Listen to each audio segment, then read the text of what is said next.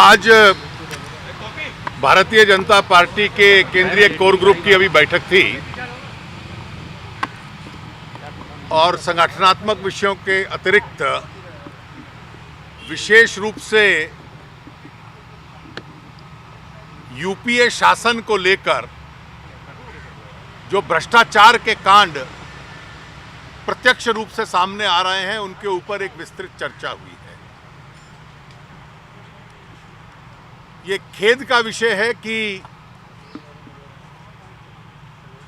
इतनी बड़ी घटनाएं सामने आने के बाद भी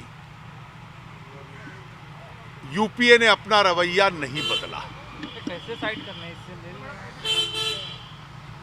हाल में जो इनकम टैक्स एपिलेट ट्राइब्यूनल का फैसला आया, जिससे यह स्पष्ट हो गया कि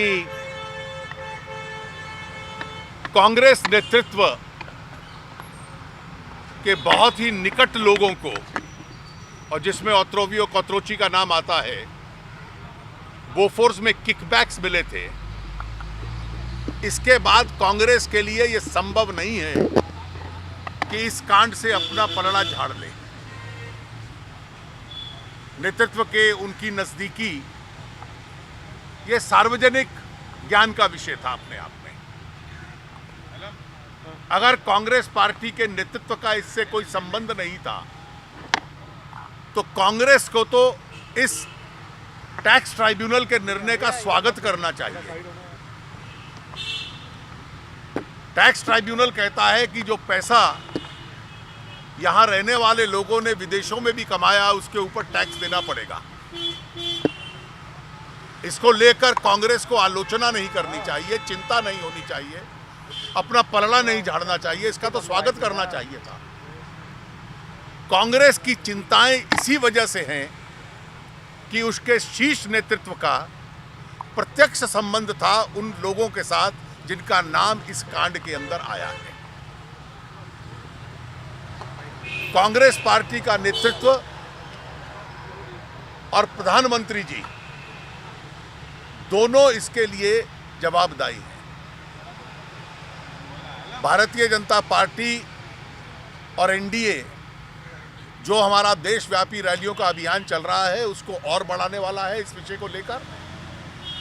और गुवाहाटी में जो हमारी राष्ट्रीय कार्य समिति की बैठक है 8 और 9 तारीख को, उसमें एक प्रस्ताव केवल इस भ्रष्टाचार के विषय को लेकर हम उस कार्य समिति में लेने वाले हैं। Sir, what was discussed in the group discussion? Sir, we've discussed the issue of corruption under the UPA government at length in our co-group meeting. The party is particularly concerned at the complete indifference of the UPA on these very large number of huge scandals and scams which have been coming out in the last few months. The latest, of course, is all the facts have been bared out in the judgment of the Income Tax Appellate Tribunal in the tax assessment proceedings of one of the middlemen involved in the Bofors deals. Now, the kind of names with specifics which have come out, that Kotrochi and Vin Chadda were amongst the people who received the kickbacks, specific details of their bank accounts have been given, the quantum of payments have been given. It is so specific that nobody can really dispute it. If the Congress party and its leadership had any honest concern on this subject, they should in fact welcome this judgment, because all that this judgment does is it collects more revenue for the government of India. Instead of this, the Congress party has been cynical, it has been critical, for the simple reason that its top leadership has been in close proximity with these middlemen who have received kickbacks and commissions. Now this has completely demolished this campaign of cover-up which the Congress party had undertaken for the last 23 years. They lost one government because of this, and I think this cover-up is going to cost them hugely. We in the BJP have decided that in our Guwahati working committee on 8th and 9th, an exclusive resolution will be dedicated exclusively to these increased cases of corruption under the UPA.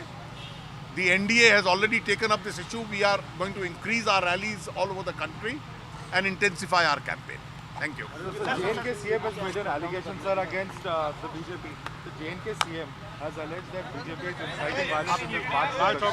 So how do you The BJP has always maintained, and rightly so, that Kashmir is an integral part, Jammu and Kashmir is an integral part of India. Our youth wing has planned its own program as a part of a national sovereignty, national solidarity campaign. From West Bengal to Kashmir, they are going to march, and I think it's a welcome program. We are marching with the national flag, not in one state, but in several states of the country. Why should anybody object to this campaign of national solidarity and national sovereignty? So would you also demand action against CJI Balakrishnan, sir?